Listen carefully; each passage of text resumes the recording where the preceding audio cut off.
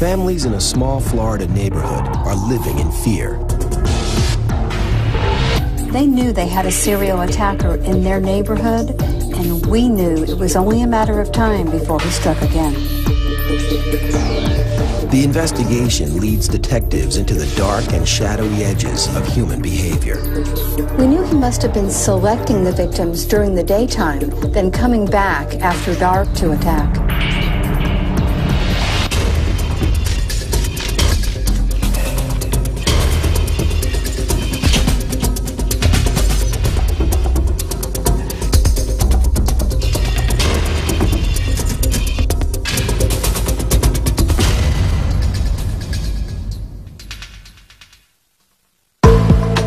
Tallahassee, Florida, the capital and business center of the state,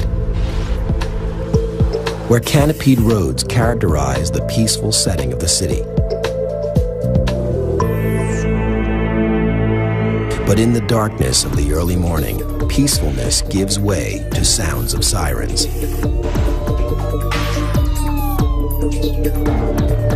Sergeant Greg Adams is a veteran of the Tallahassee Police Department. I arrived on scene of sexual battery. I learned that the victim's husband left for work at 3 a.m. The victim fell asleep. She woke up shortly thereafter to voices, hearing voices. She was attacked.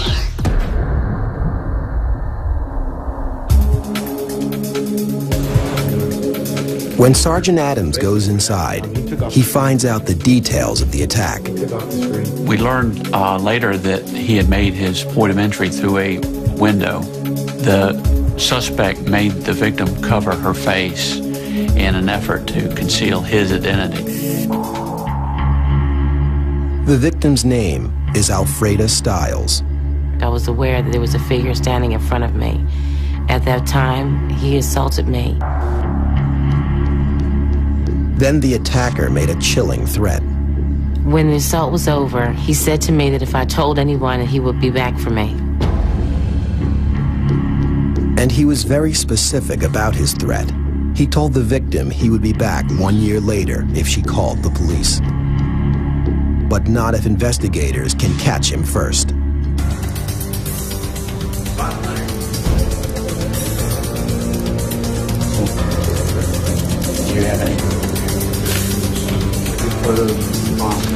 Forensic specialist Roger Hawks oversees evidence technicians as they begin processing the scene. We focused in on collecting evidence from the point of entry window and from the clothing that was worn by the victim. The offender stole a few small items and didn't leave fingerprints. But on the victim's nightgown, he might have left something even more useful: DNA.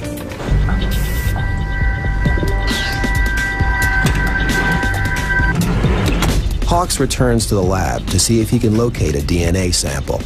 And he has just the tool to help him find it: the ALS, or alternate light source.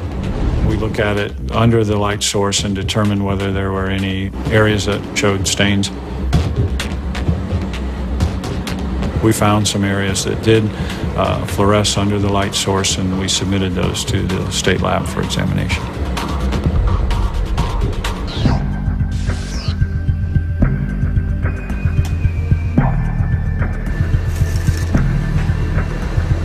Analysts at the Florida Department of Law Enforcement Crime Lab take the sample and extract the DNA code, creating a genetic profile of the attacker. DNA or any kind of evidence like that is probably our best friend at this point.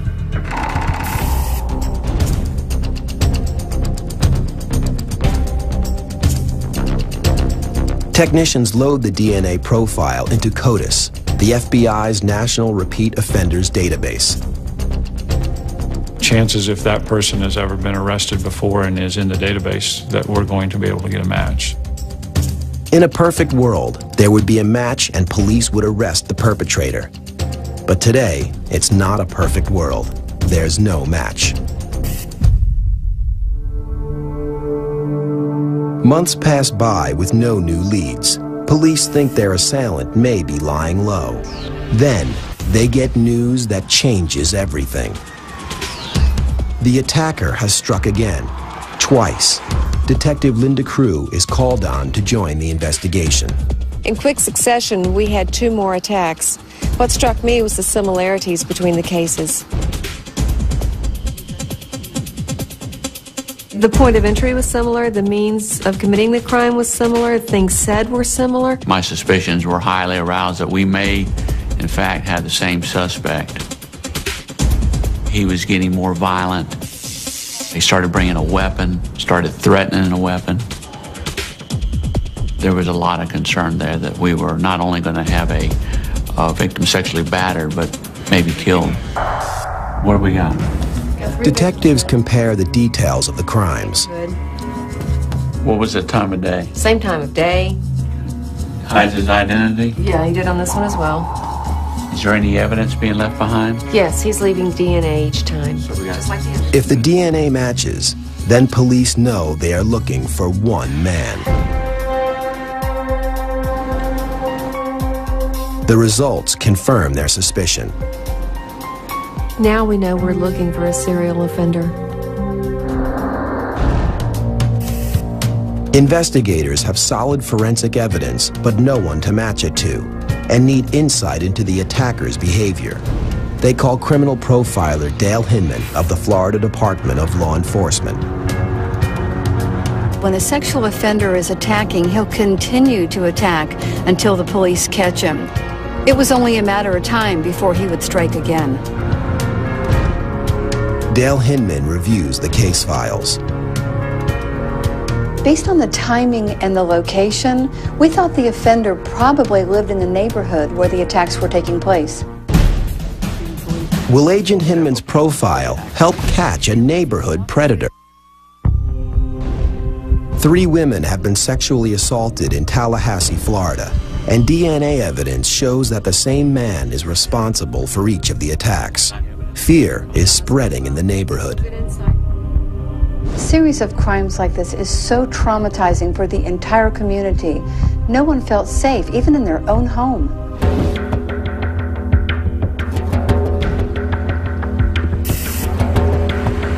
Agent Hinman meets with detectives to learn more of the details of the crime. Hi, how you doing? Good to see you. Thanks for coming. Good to see you too. Point of entry in all of these cases has been through stealth. Or perhaps he has some experience as a burglar. Is he making any effort to conceal his identity? Yes, he usually does. He either wears something over his face or he covers the victim's face. Was there any increase in the level of violence between the first and the third attack? Yes, there has been. Did the second victim resist? In the second case, she did resist, and there was some blows exchanged in that one. On this third case, he used a firearm. Maybe the reason why he brought the gun to the third attack was because the second victim resisted him, and so he brought the gun so that he wouldn't have any resistance in the future from the next victim. Yeah. These 2 cases are pretty close together, I see. Yeah, they're in the same neighborhood, just a block apart. Looking at the neighborhood where the attacks are taking place makes such a difference to us. We want to know what the offender can see in this specific area, whether the houses look alike, whether the apartments are the same, or whether there's a place for the person to hide while he's waiting to commit the attack.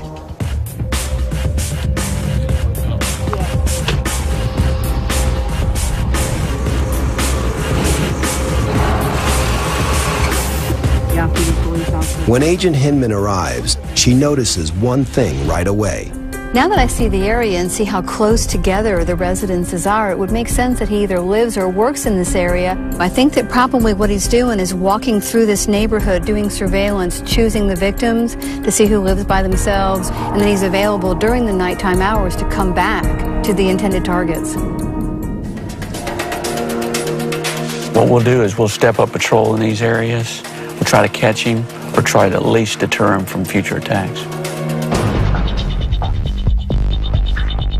But before Adams gets a chance to put his plan into action, Detective Linda Crew gets another call.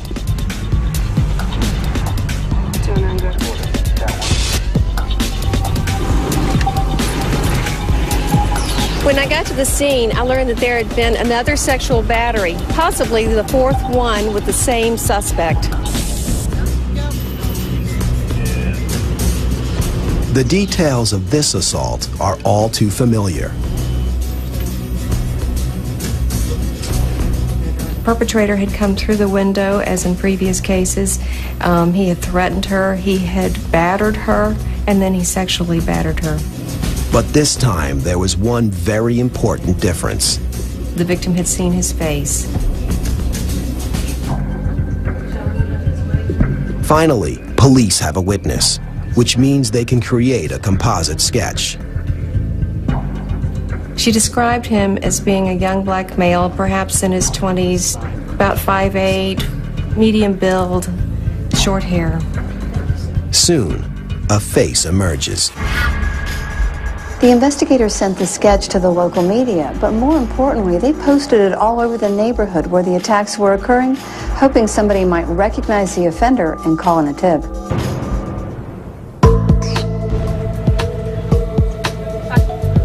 And someone does. Police get an anonymous Crime Stoppers call. The caller says he recognizes the man in the sketch and says his name is Theodore Dickey. When I got the information on Mr. Dickey, I began doing some background information about him to find out if he had a criminal record. And he does. Dickey has served time for burglary and aggravated assault. Police do not have a record of his DNA, but they do have one interesting piece of information. Theodore Dickey lived in the neighborhood where the attacks were taking place, and he was an experienced burglar. If the victim could identify him as the man who attacked her, then the police were one step closer to solving this case. But will the eyewitness identify the suspect?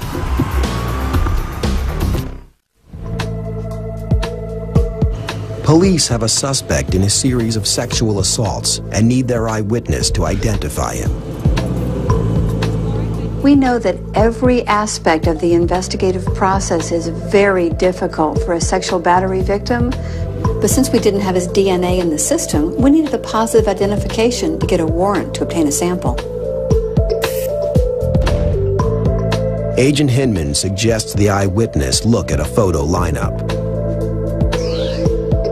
She did not recognize him in the photo lineup, so I eliminated him as a suspect. A serious blow to the investigation. With the one-year anniversary of the first attack drawing near, police have DNA and a sketch, but no one to match them to. Hovering over the case, the threat the attacker made to the first victim, Alfreda Stiles. The offender told the first victim that if she called the police, he would come back a year later and assault her again. That date was fast approaching.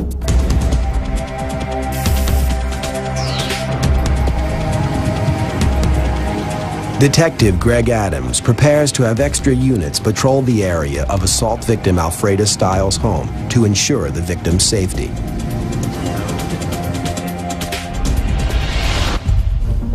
But the attacker anticipates the plan and doesn't wait for the anniversary. The victim was sleeping again. Her husband had just left for work again, and the victim heard a crash. He kicked the door off the hinges. He was wearing nothing but a sheet. He had nothing on underneath. The first thing that came to my mind and what I said was, "You have the wrong apartment. This must be a joke. You're making a mistake." And he said, "No, I'm not. I was here the last time."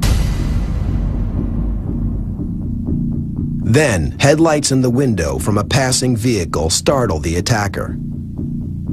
He turns and runs, escaping through the kitchen window.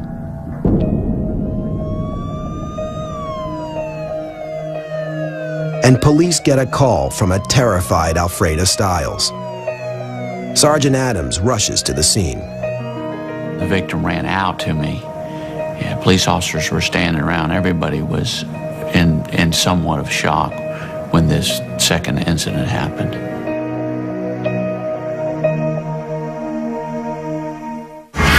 With no one to match it to, DNA evidence won't help. Police will have to find something else that can identify the offender. and a tiny piece of plastic may have the answer. It's a store card that they believe the suspect touched while rifling through the victim's purse. At the crime lab, technicians use superglue fumes to enhance and lift a fingerprint from the card.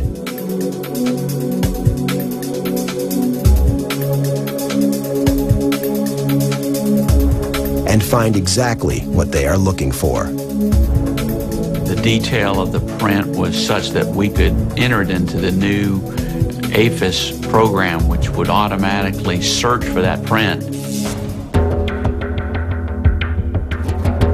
Forensic specialist Roger Hawks runs the fingerprint, searching for a match.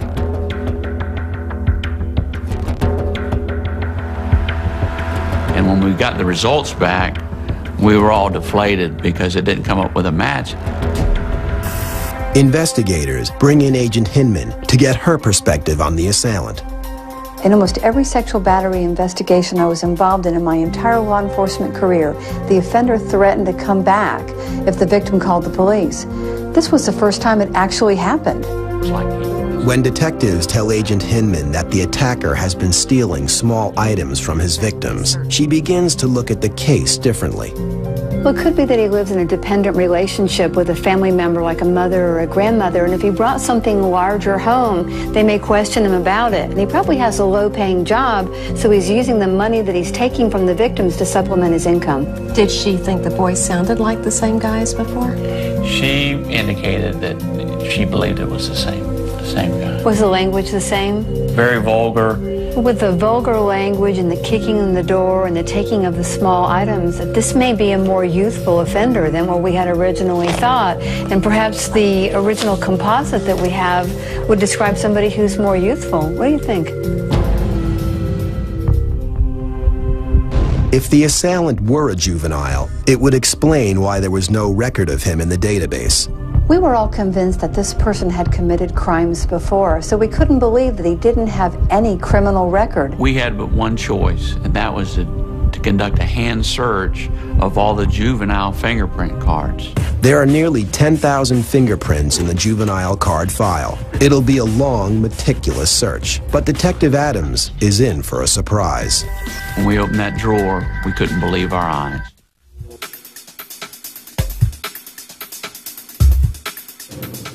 Investigators are looking for a fingerprint match, and they have to do it the old-fashioned way. Even though the victims had described their attacker as being in his mid-20s, based on the way he spoke and the small things that he took, we thought he may be younger. Their only choice was to start at the card file with a letter A and go all the way through looking for a match. But they don't have to go all the way through. A print card in the A section gets a hit. Detectives match the fingerprint to this man, Alvin Andrews. Was one of the first fingerprint cards we pulled out. We got a positive match on our suspect. Police finally know who their suspect is, and Alvin Andrews fits Agent Hinman's profile. Alvin Andrews lived with his grandmother in the same neighborhood where the attacks were occurring. He had a low-wage job and a criminal record. The investigators needed to talk to him. Sergeant Adams calls the suspect's employer and learns that Alvin Andrews usually walks to work and is due in shortly.